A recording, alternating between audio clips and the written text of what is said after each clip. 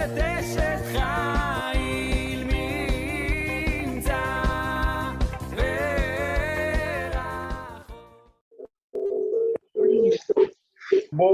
Boa noite, Shavua Tov. Shavua Tov, o Akiva também está entrando.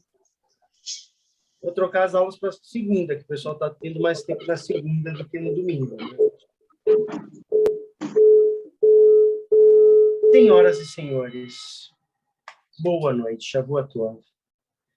Antes de a gente dar um passo, a aula central, né, dessas aulas que eu tenho tido, graças a Deus, há 2 semanas atrás, que você não viu, já está já está lá no YouTube, tá? A primeira aula, a segunda aula, e a gente está terminando essa última aula dessas diferenças no judaísmo. Eu só peço que quem está com o microfone e está fazendo barulho, vou voltar novamente aqui, né? Só feche, fica mais fácil para eu poder desenvolver. Aí, quando queiram falar, aí fica mais fácil também largar para falar.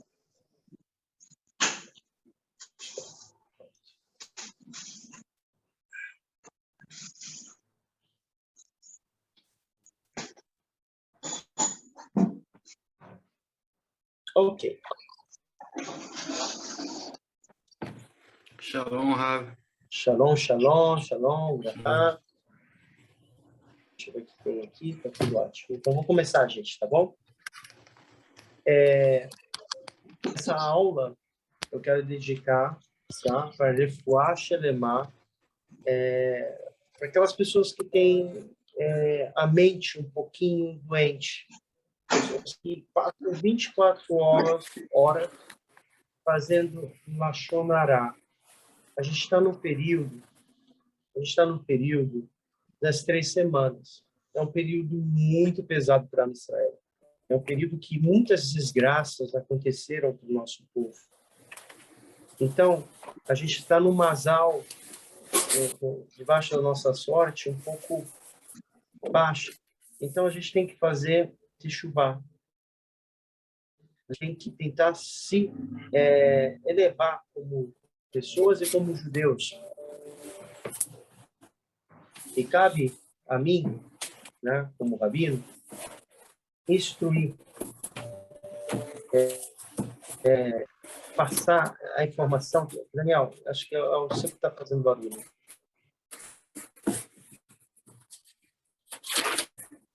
Eu não estou conseguindo ativar. Ok, ótimo. Então, cabe a mim passar a informação, passar a instruir vocês, passar a Torá aqui chá. É que está fazendo barulho, Daniel. Aí acaba atrapalhando o meu raciocínio. Só botar no mudo quando puder, tá bom? Então, em muitas aulas, e acho que desde o ano passado, a gente tem estudado muito sobre o Prophet Chaim, e uma dos vestígios, né, e eu já até falei em várias aulas, que o único dos vestígios que a gente tem, né, para a destruição dos templos, sejam o segundo, tá? Por que houve a destruição? Foi por causa da Lashon Hara. E o remédio para combater a Lashon Hara é falando, tá? Fazendo ou tentando estudar as leis sobre a Lashon Hara. Mas por que a gente faz Lashon Hara? Alguém sabe me dizer? Alguém sabe me dizer por que a gente faz Lashon Hara? Existe um motivo, Rabino? Existe um motivo. Espiritual, o senhor diz, ou psicológico? Ambos.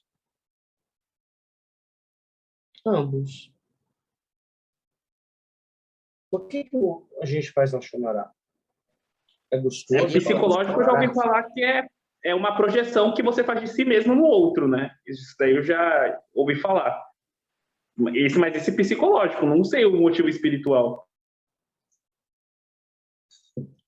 Os nossos sábios, há quase 2000 anos, eu falei em aula passada, que os nossos sábios da Ansher Knesset Gedulah, a grande assembleia, eles se reuniram, né? Agora imagina, vai imaginando profetas, né? Os profetas, os grandes da geração se reunindo, que tinham o Ruach Kodesh. Vamos botar aqui que é Ruach, o Espírito Sagrado, né? E eles fizeram uma takaná. E essa takaná, ela vai diminuir no mundo a Avodah a idolatria. Ou seja, o que quer dizer? Que o homem ele tinha um intuito, um instinto, como o instinto sexual, de querer fazer sexo, Mitzerará, instintos maus, ele também tinha esse instinto pesado para idolatria. Vocês estão entendendo sobre isso? Ou está muito difícil? O homem tinha isso. Então, quando houve a situação favorável naquela geração de ter grandes sábios, eles abaixaram o nível da idolatria. A Lashon Hará, ela ainda existe um grande, como é que eu posso falar? Desejo, que dá prazer. Isso não foi afastado. Por que não foi afastado? Porque através da Lashon Hará, a gente sempre vai sair com a questão da Teshuvah. É um instrumento. Quem faz Lashon Hará acaba depois fazendo Teshuvah. A gente aprende de quem? Miriam. Né? Então, na próxima aula, a gente vai falar mais um pouquinho. E essa aula eu queria desejar que aquelas pessoas que falam Lashon Hará façam Teshuvah. Estudem Torá. Quanto tempo estão estudando Torá? O que é ser judeu? É morar na terra de Israel e se comportar como não judeu? O que é ser judeu? É estar dentro de uma comunidade e não estar dentro dela, estudando a Torá, do chá. Então, é muito importante a gente trabalhar o lado espiritual. Tá? E isso é muito importante. E quem é aluno do Rabino Abraão sabe que desde o começo que eu sempre tive que trazer esses dois lados. Mahané, né? Dois acampamentos, um acampamento físico e um acampamento espiritual, que precisam lado. Então, quando se faz Lashon Hará, a gente destrói os templos. Olha aí. A gente tem que fazer, e também o Sinat Hinam, o ódio gratuito. Então, cada vez que a gente faz Lashon Hará e tem Sinat Hinam, o ódio gratuito, é como se a gente estivesse nós próprios destruindo o templo de Jerusalém. Então, nunca, se a gente continua nesse negócio, a gente só atrasa a construção do templo, a vinda de Mashiach e a redenção do povo de Israel. Ponto. Quem é que assistiu, quem viu os dois últimos vídeos? Agora a pergunta que quer calar. Tem uma que fez um resumo super gostoso, gostei. Parabéns, ela não está vendo, mas ela vai ver na gravação. Eu vi os dois outros vídeos. Você viu? É o Matheus, lá de São Paulo. É isso? Isso. Ótimo. A gente falou a gente chegou a falar, né, do reformismo. Aí eu li Breaking News, né? Breaking News, o pessoal ficou pasmado, né? Da onde saiu o movimento reformista. Ele vem desse movimento que vai acontecer no mundo, que é na Europa, né, com Lutero, Mas não e precisa, depois eu fico com eles e você ele vai. está tendo interferência. Todos comigo e você vai sozinha, ela fica no carro. Vai ter a influência da Igreja Luterana, que vai influenciar as comunidades judaicas na Europa, que também vão fazer essa grande reforma, né? Eles estão reformistas e vão abolir o hebraico, vão abolir a reza, vão abolir a separação entre homens e mulheres no período da reza, e a gente vai ver que a Kashrut também vai rodar, e isso vai trazer um problema de identidade judaica.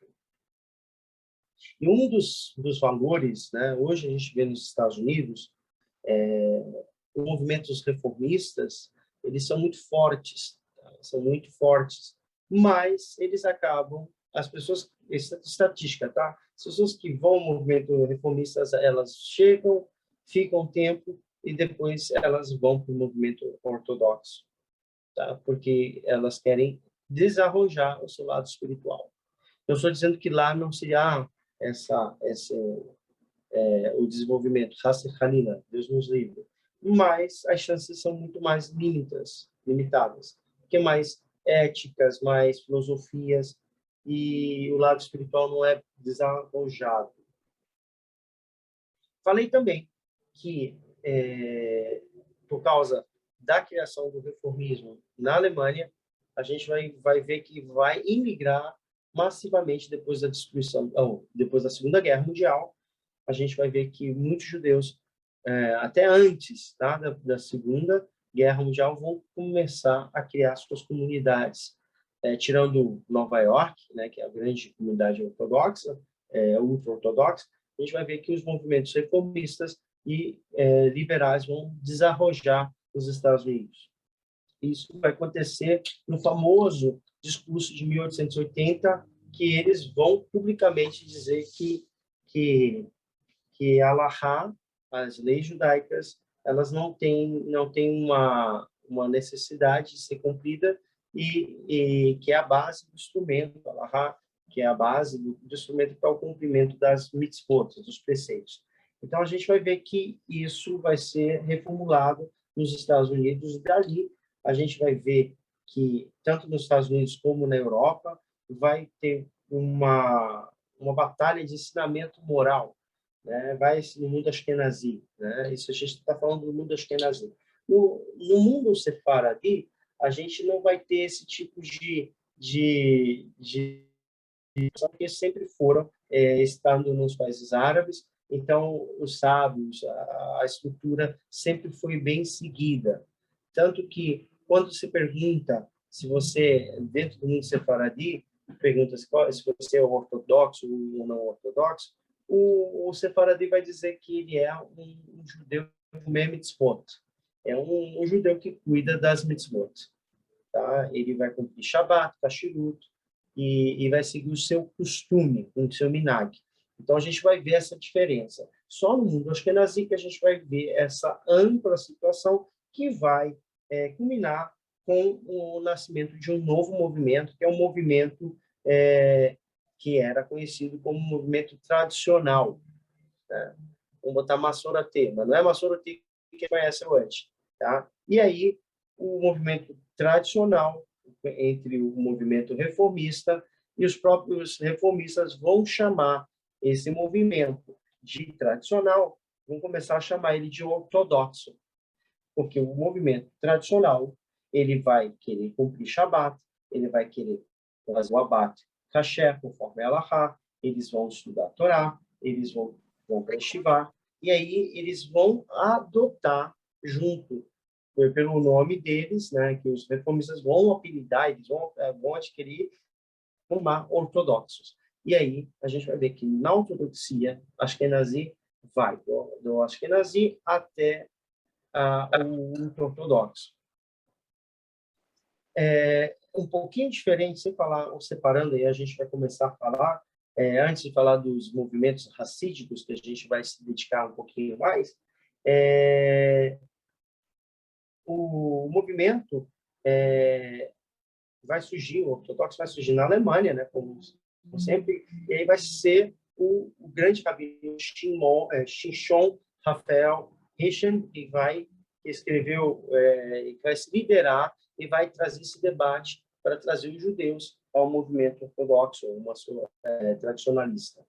E a gente vai ver que, se não fosse esse argumento, a situação ia ser difícil, porque ele vai botar novamente a separação entre o homem da tefilá, ele vai estabelecer novamente o Brit Milá, que já não tinha, ele vai botar os livros de oração em hebraico, que já tinha trocado para o alemão, ele vai tirar o órgão, né?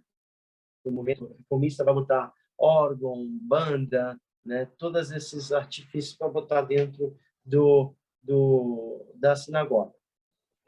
Veja bem, o movimento reformista ela vai se basear a filosofia judaica. A gente chama que o templo, a sinagoga, o Beit Knesset ou a Shnoga, ela vai ser um Beit Midrash Katan,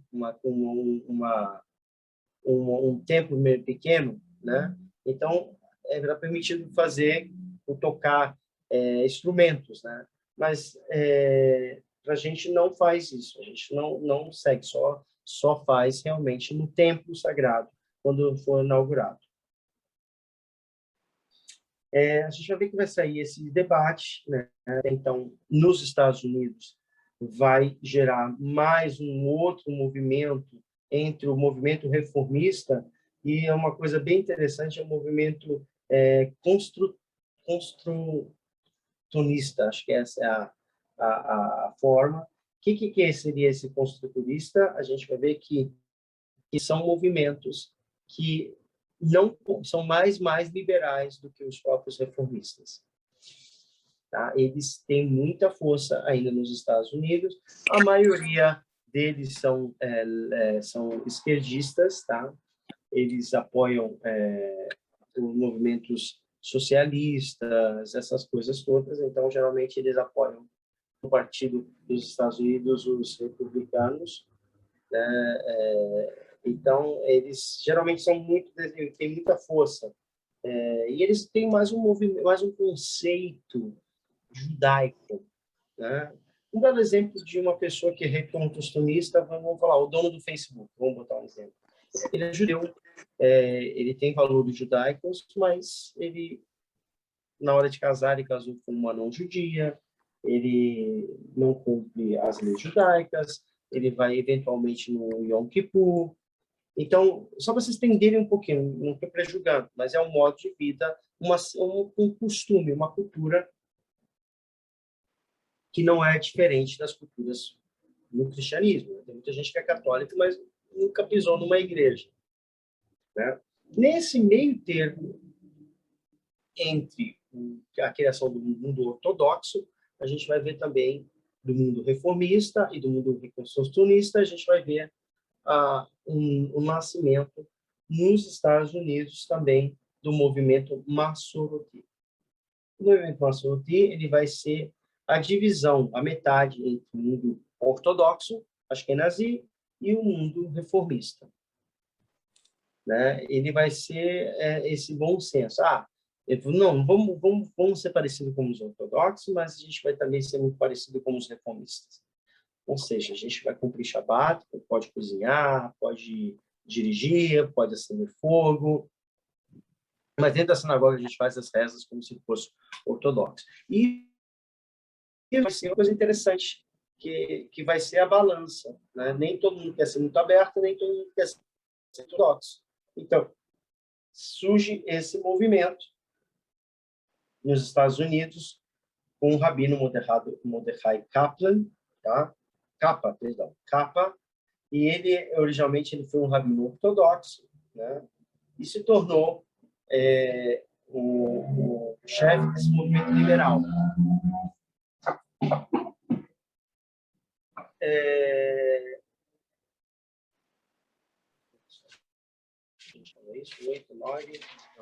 Aí agora, por volta de 1937 a 1940, um outro movimento que, como eu falei, né, vai ser filiado, vai ser chamado construtistas, acho que é essa a palavra, que só existe nos Estados Unidos.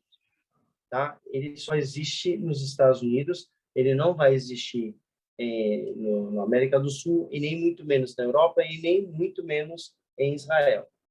Tá? Esse movimento, como eu falei, é um movimento que vai ser mais voltado para os judeus socialistas, né? Aquela coisa toda que é baseada mais nos kibbutzim que a gente vê aqui em Israel, né? Valorizando sempre a terra, valorizando sempre a filosofia. O mundo ashkenazis segue ele segue a forma da Halachá. São chamados, né, de forma halárrica. A gente, dentro desses movimentos, vai surgir um novo movimento. Tá? Esse como é que é o nome? Vamos lá. Reconstrutivista.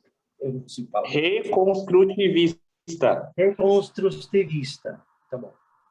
Esse movimento que a gente já falou, mas dentro desse período, entre 1945 e 1960, os judeus estavam nos Estados Unidos, tá? Já após a Segunda Guerra, as comunidades, o judaísmo principal desse período era nos Estados Unidos. Não era a Europa. A Europa todo ou morreram no Holocausto, ou os sobreviventes foram para a América. Então, a gente vai ver tanto um lado ortodoxo e no lado Massoroti, desenvolver ideias novas que vai influenciar até hoje. Tá? Na década de 67, o que aconteceu em 67 nos Estados Unidos?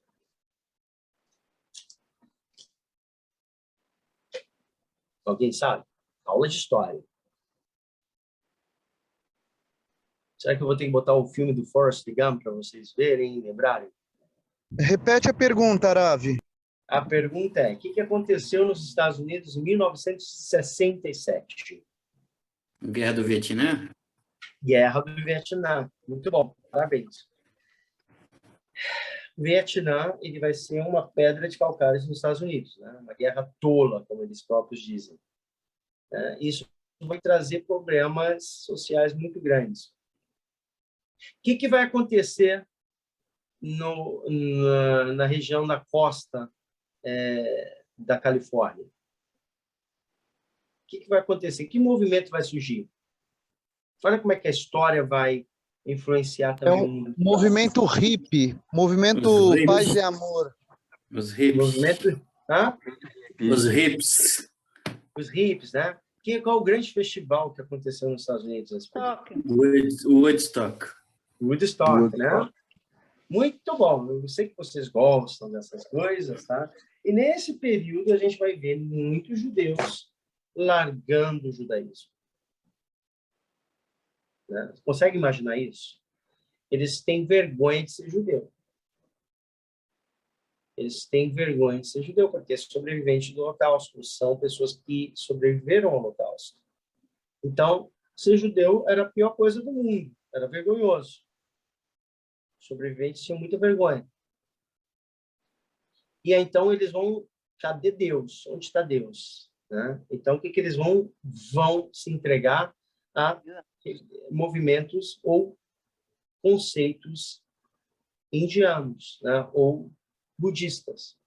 Né? Isso influenciou muito esses movimentos, paz e amor, o uso da droga, né? Todas essas, sempre com símbolos de paz, sempre com essa ideia. Porém, muitos judeus inverteram isso, se meteram nesses movimentos e se perderam. E a Kadosh Baruch Hu, em cada geração, preste muita atenção. Akiva, Daniel, Uri. Marcelo, Ellen, Jorge, Lena, Moshe,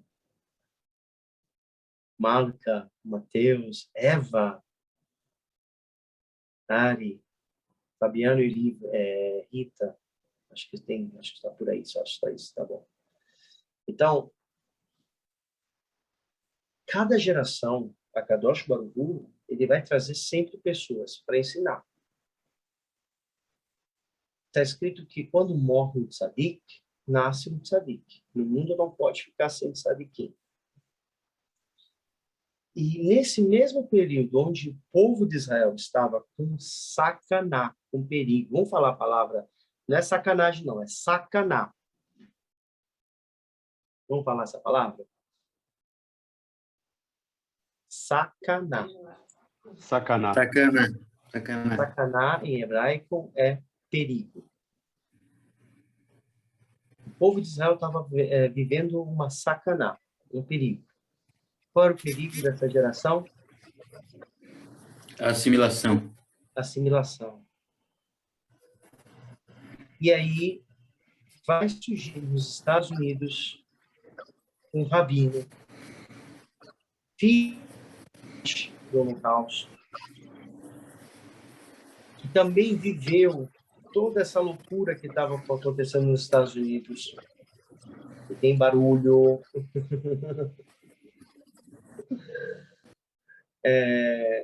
Vai viver todas essa situação e vai levantar esse rabino.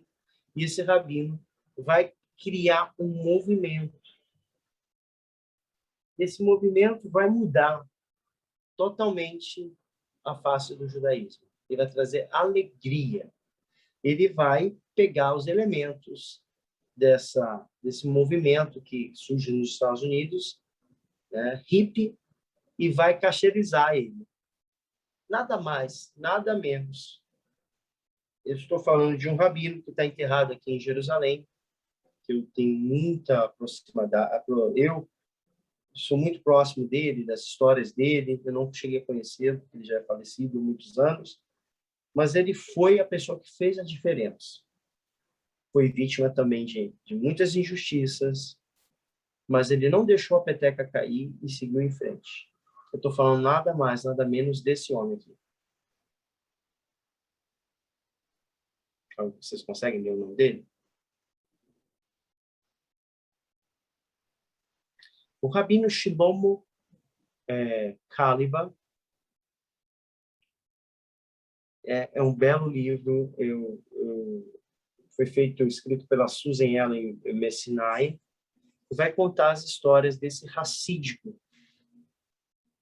Ele vai contar a história que vai trazer a Hassidut e vai cacherizar aquela loucura que estava acontecendo nos Estados Unidos. E ele vai trazer o seu violão e ele vai botar músicas que a gente canta há milênios, como o Hallel, os Salmos, e o Kabbalah de Shabbat. Ele vai botar um movimento, vai trazer, tipo da Hassidut, como eu falei na semana passada, ele vai botar uma roupagem nova. E isso vai trazer de volta muitos judeus que estavam perdidos. Esse é um papel do rabino. Trazer as pessoas para o estudo da Torá, para que elas possam continuar sua missão como povo de Israel. Ninguém pode ficar longe. Então, leiam, ou quem tem buscar mais sobre essa linda pessoa que passou na vida aqui na Terra, está enterrado em Jerusalém, que para mim foi um tzadik, tá? E hoje vai nos Kabbalah de Shabbat, vai ver, começar, principalmente os Ashkenazi, né?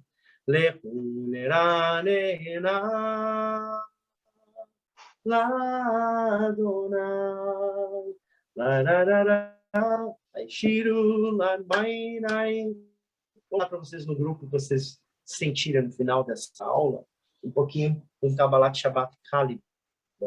Então, a gente vai ver que vai surgir um hope, uma esperança. E as pessoas, isso vai ser qualquer luxo nas comunidades do norte da Califórnia ao sul e vai entrar a todos os Estados Unidos até chegar a Nova York. E isso vai chegar até a Europa. É um movimento muito grande e vai chegar em Israel. Né? Então, vai surgir também outros movimentos, que é o movimento da Kippah Sirugá. O que é esse Kippah Sirugá? De crochê, colorida. Né? Então, a kippot era preta. Era costume. Né? E muitos jovens deixavam de usar kippah porque não tinham mais a referência. Então, começou a criação de kippah costurada, de colorida, de crochê, tudo baseado nesse grande rabino que não hesitou em investir, meter a cara e fazer uma coisa diferente. Hoje a gente tem um movimento Caliba que...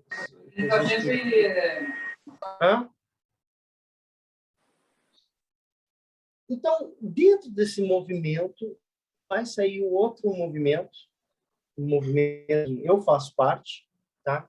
Que é o movimento Modern Orthodox. Modern Orthodox. Vai ser a base dele, vai também... Você tem que entender que o mundo judaico era nos Estados Unidos nesse período.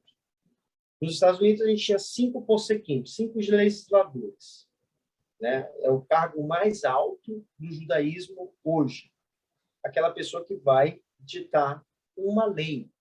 Tá? É um legislador. Possequim. Possequim. Acho que já falei na aula. E, então, a gente vai ter um grande possequim chamado Moshe Feinstein. A gente vai falar, tem um outro possequim, tá? Dentre eles, o rabino Rabat, né? A gente vai ver também o rabino Yosef Soloveitch. A gente vai ter mais 2 que vão estar socialmente preparados para liderar o povo de Israel nos Estados Unidos. É uma coisa tão grande que até hoje a metade dos judeus do mundo estão nos Estados Unidos. E esses legisladores vai ter um grande possequim que chama Yosef Soloveitch, e ele vai sair do leste europeu, tá? Vai sair da Rússia, vai conseguir chegar na Alemanha. Ele, nesse período, até podendo estar como refugiado nos Estados Unidos, ele vai se encontrar com o Rebbe do Lubavitch também, que também está tentando fugir dos horrores do nazismo. Tá? Ele vai encontrar no começo da guerra na Alemanha e depois ele vai conseguir sair, antes de começar a estourar a guerra. Por onde que o Rebbe do Lubavitch vai sair para ir para os Estados Unidos? Alguém sabe?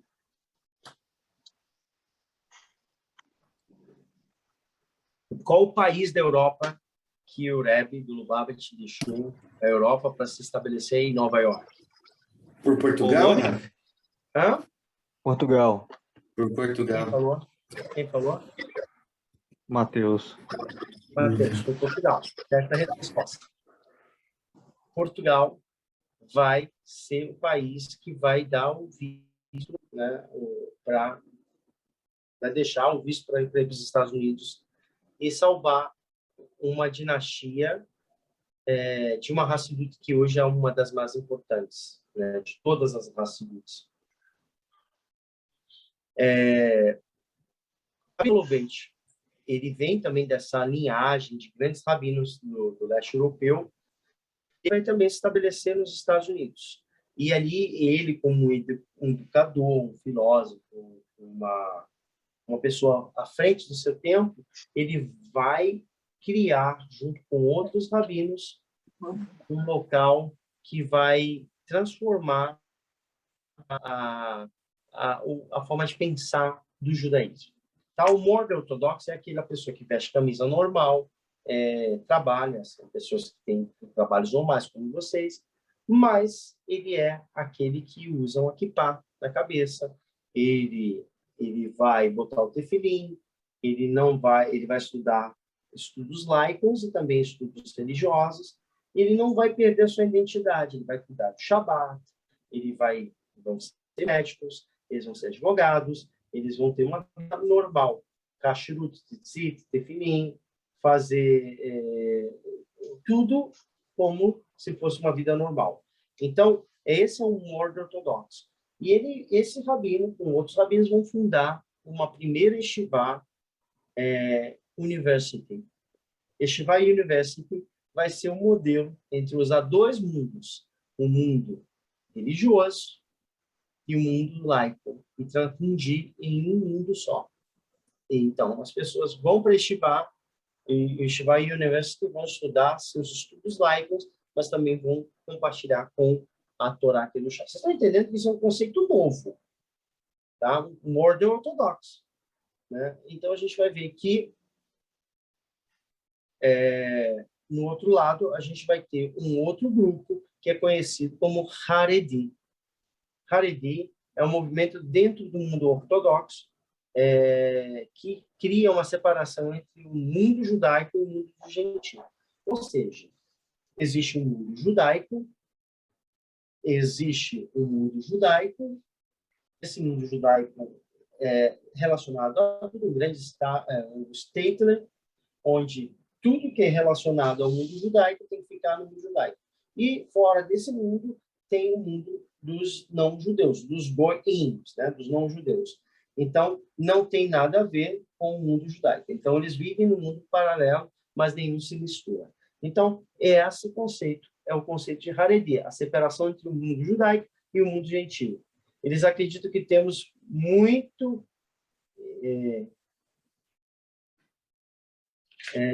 interação. O movimento Haredi acredita que hoje em dia o judeu tem muita interação com o mundo gentil e talvez adquire alguma cultura pagã dos gentios e possa fazer idolatria.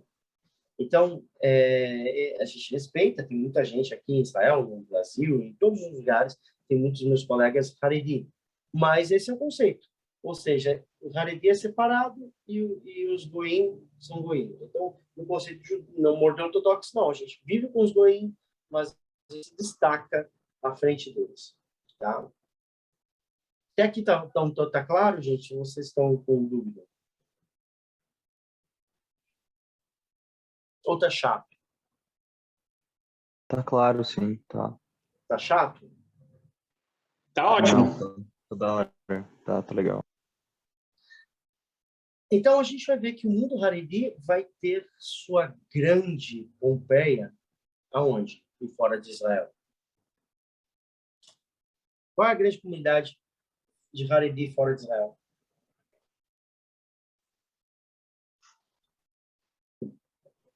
Nos Estados New York. Unidos? Estados Unidos, Nova York, no Brooklyn, no Queens. Vai ter os seus bairros ortodoxos, tá? A gente vai para Londres, o Stamford Hill. A gente vai ver muitos na Austrália, tem bairros do Haredi, São Paulo, Gianópolis, ou Retiro. Então, a gente vai ver que esses bairros vão ser bairros dos Haredi, que vão ser classificados como ultra-ortodoxos. Dentro desse movimento, tá, do ultra-ortodoxo, vai viver outros movimentos, que são chamados Hassidim. Tá? E eles vivem lado a lado. E onde que é em Israel os bairros Haredi?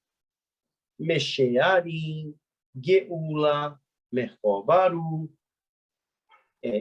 perto de Tel Aviv, Bnei Brak, né? E assim, hoje a gente já tem cidades Haredi, né? Bet Shemesh, praticamente, tem um bairro enorme de Haredi.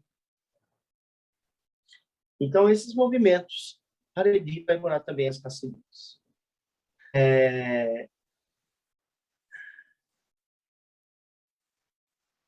Agora, detalhe, na Hassidut é um mundo diferente, tá? Não é que a gente sempre pensa assim, Haredi, chapéu, peiot, né? Não.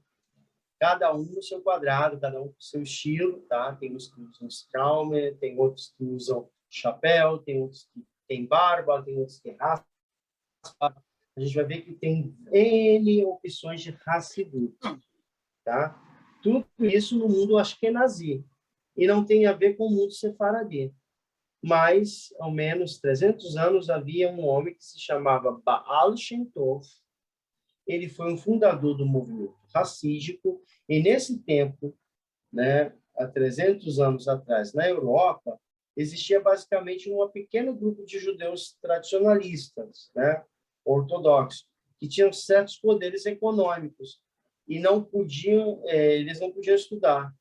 E quase todos eles estavam entre a Alemanha e a Polônia, e a Lituânia. E esses movimentos intelectuais tiveram muito poder, mas a maioria não sabia nem ler e nem escrever. Eram trabalhadores, eram pobres. Então, Baal Shem Tov, ele vai começar a ensinar as coisas ocultas para o povo. E dizia que não era necessário saber a Halahá, o Talmud, que era mais importante uma pessoa é ser pura, amar Hashem, cantar e dançar. E aí que nasceu movimentos. Um belo exemplo, que a gente tem uma Hassidut aqui, que é conhecida como Rabi Nachman, né? Quem já não viu um Rabino Nachman dançando, seja em vídeo ou aqui em Israel? Rabi Nachman, e ficam dançando em cima do carro, para no trânsito. Alguém já viu isso? Em vídeo? Acho que ninguém viu. Eu já vi. Várias vezes. Vocês estão me ouvindo, gente? Eu estou tão quieto. Eu sei que estão aí. 18 Sim, Rafa, estamos prestando atenção. Vocês já viram esse movimento do Arma? Sim, já vi. Não vi. Né? Dançam na rua, e o pessoal vai para na Ucrânia, visitar a tumba do Tzadik, do Rabino Nachman. Tá? Então, a gente vai ver que vai ter esses extremos, Hassidut para dar e vender. Tá? E uma das Hassidut que a gente conhece, chamada a mais popular, é Coca-Cola e McDonald's e Chabad. Né?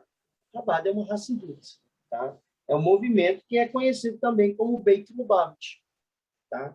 E tudo isso vai ser gerado por um rabino chamado Baal Shem Tov, né? Que influenciou a Polônia, a Rússia, a Lituânia e outros lugares com os Mishgonim, eles eram judeus que apoiavam esses movimentos de Yeshiva, tá? Existia nesse período Baal Shem Tov e Gaon Divina. Alguém já ouviu falar de Rav Gaon Divina? Quem? Então a gente vai ver que vai sair quase uma guerra civil aí, tá? Entre os que tinham poder de estudar Guimará e Talmud e todas essas outras coisas do lado intelectual, e também tinha um movimento racídico que tinha que, né, desenvolver o espírito, conserva a alma, porque o corpo está podre já. Então, essa briga de ideologias, né? Literalmente, nesse período, vai sair no movimento racídico uma pessoa que vai se declarar Mashiach. Olha que coisa, né? Mashiach. E a gente vai ter sérios problemas no leste europeu por causa dessa pessoa. O que significa Chabad? O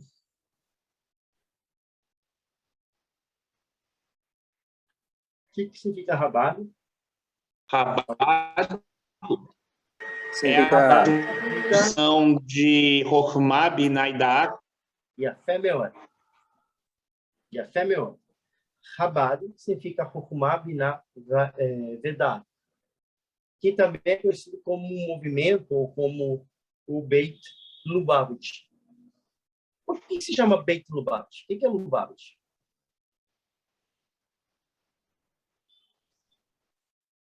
é uma dinastia? É o nome da cidade onde surgiu esse movimento da Hassidut. Estados Unidos? Não, Polônia, leste europeu, Rússia, geralmente é na Rússia, tá? E aí esses movimentos vão sair do leste europeu por causa da guerra. e vão se instalar nos Estados Unidos. Ou vocês já viram aquele movimento, aquele seriado Nada Ortodoxo? Né? São movimentos racídicos, né, que vivem conforme há 200 anos atrás, ou 300 anos atrás, ou 70 anos atrás, com a missão. Se os nazistas tinham 6 milhões de pessoas, a gente tem a missão de trazer mais 6 milhões de pessoas para o mundo. Né? Então, essa é a visão dos hassidim. Outro movimento que vai surgir também, que é conhecido muito no Brasil, e essa Hasidut tem no Brasil, chama Satmar. Sabe o que significa Satmar? Alguém já ouviu falar de Satmar? Não. Não cheguei a ouvir. Bom, Satmar é uma vila, tá? Geralmente é aqueles que usam aquela meia branca em cima da calça, aqueles straumer, eles usam roupas brancas no Shabat, né? Uma faixa. É totalmente diferente. Dá para ver que é faixa do povo judeu, mas eles têm uma outra costume. Então, eles são Satmar, tá? Eles têm o Rebbe, e o líder deles se chama o Rebbe, né? Rebbe, aí vamos botar um sobrenome. Tem a Hassidut, vou falar algumas coisas aqui. Pupá, Hassidut Pupá, Bovob, tem a Hassidut Bialik, né? Ele foi dessa Hassidut Bialik que foi pego, o Rabino Shlomo Galiba tirou um pouquinho dessa Hassidut para botar dentro do movimento que estava sendo feito nos Estados Unidos. E aí o mais popular é o Breslev, né, que é o Rabino Nachman. Estão com dúvida, gente? Eu tenho uma pergunta. O Rabat acha que o Rebbe Lubavitch é o Meshiach, certo? E como é que a corrente ortodoxa moderna enxerga essa afirmação, essa linha?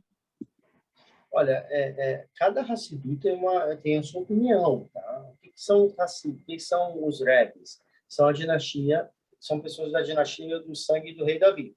Tá? Então, para isso, tem uma Hassidut. Um dos pré-requisitos para que a pessoa seja Mashiach é que ela se morreu, ela tem que aparecer de volta. Esse é uma dos sinais. Fazer milagres, reunir o povo de Israel.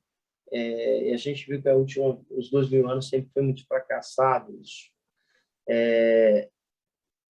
Quando a gente fala na questão de fé, né, de crença, de outras religiões dentro do judaísmo, é complicado, tá? Então, muitas pessoas do Rabat falam que o Rebbe morreu, então, vida que segue, a gente segue estudando as coisas dele, tá? Como todo o povo de Israel faz. O Rebbe morreu, ele é o Mashiach. Então, dentro mesmo desse movimento do Rabat, há uma grande diferença, uma grande batalha para tentar terminar chegar numa equalização nesse ponto. Fala aqui, aquele que já morreu, que se aproxima mais é o Daniel, né? Perdão? Se for aquele que já morreu, aquele que já partiu, que se aproxima para se tornar Mashiach é o Daniel.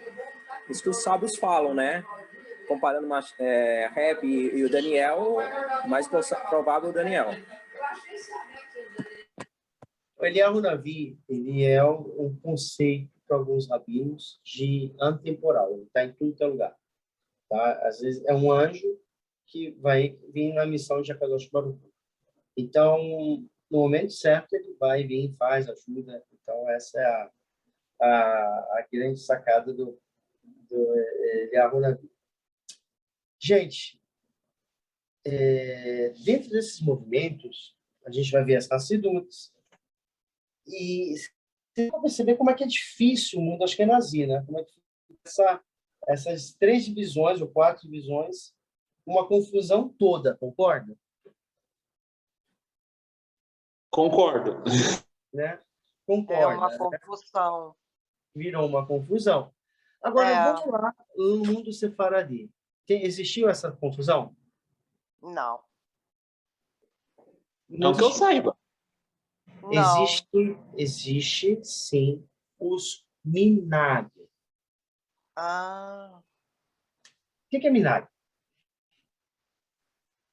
Costume. Costumes. Ou seja, tem o costume de origem dos judeus do Marrocos. Então, em Pessa, eu rezo como se fosse um judeu marroquino.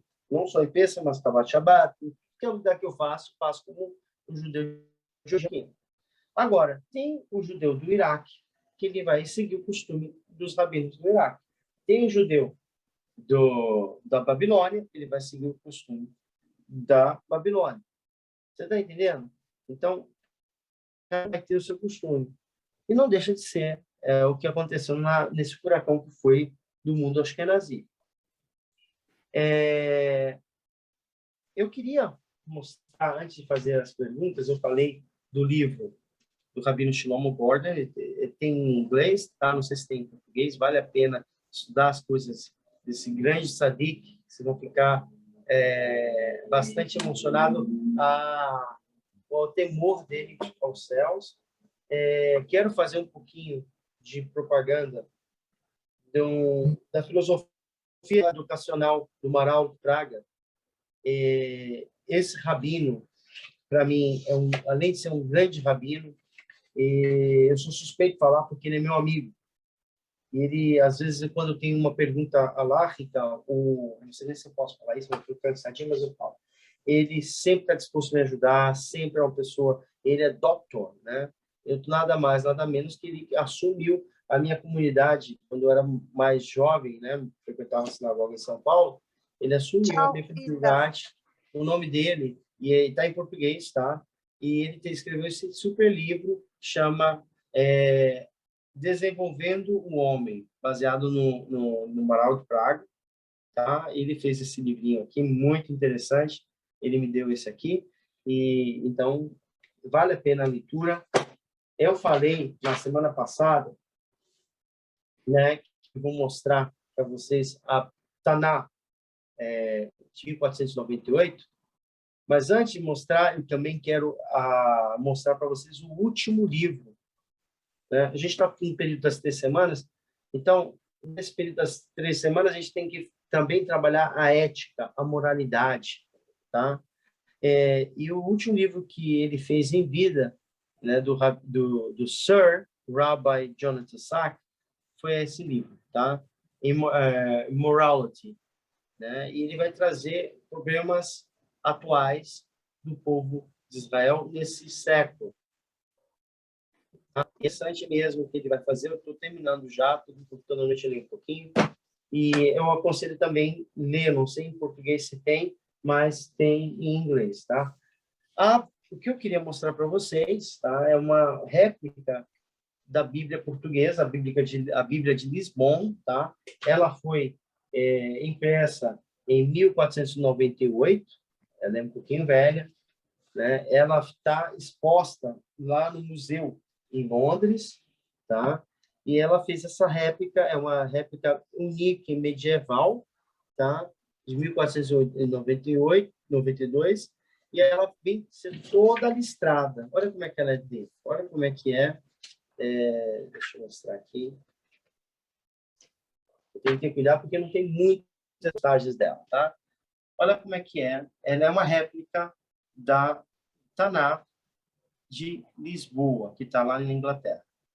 Tá? Essa aqui deve ter uma tiragem desses livros, deve ter no máximo 1000 livros em todo o mundo. Lindo. Então, é uma raridade colecionadora. Então, eu tenho o maior ciúme e vale a pena, né? Eu gosto muito. Quando vocês estiverem aqui, eu vou mostrar para vocês a minha biblioteca, que eu tenho bastante livros assim interessantes. Então, essa é a Bíblia de Lisboa, né? Olha como é que ela é. Ela é toda trabalhada, ilustrada, né? E com as letras que era usada da tradição ou do minário português. Por último, como fui rabino em Portugal, eu queria mostrar um livro muito interessante que vai fazer somar com esse outro livro aqui, tá?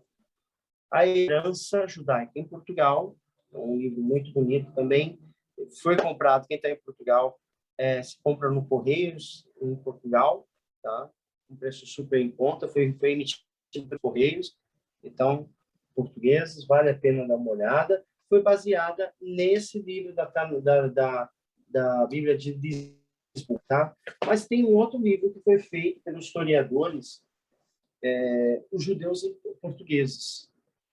Também, muito desse livro vai estar, entendeu? Em Portugal, que estão construindo lá.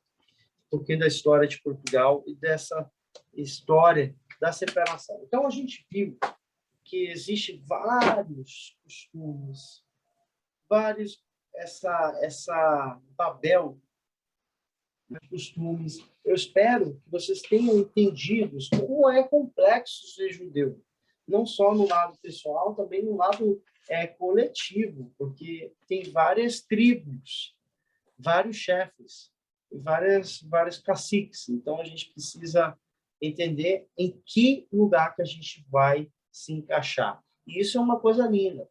Quer ser reformista? Vai ser reformista. Quer ser ortodoxo? Vai ser ortodoxo. Quer ser racístico? Seja racista. Mas não seja para agradar ou se esconder. Seja porque você quer. Né? Porque tem muitas pessoas que se atraem, se vestem de ortodoxo, religioso, e aí, por dentro, não queria estar fazendo aquilo. Sheilot, perguntas.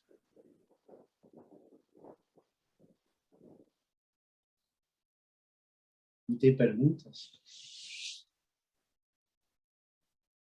O que vocês mais gostaram dessa aula?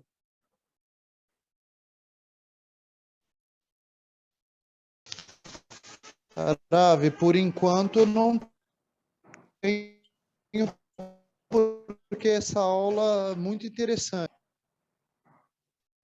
Eu nunca tinha visto de forma tão detalhada assim uma explicação das tribos. As mais famosas a gente já provavelmente já leu alguma coisa, só que algumas eu não conhecia, não sabia da existência. É importante para a gente, senhores, para a gente conhecer, estudar. Isso aqui é só uma como é que falam?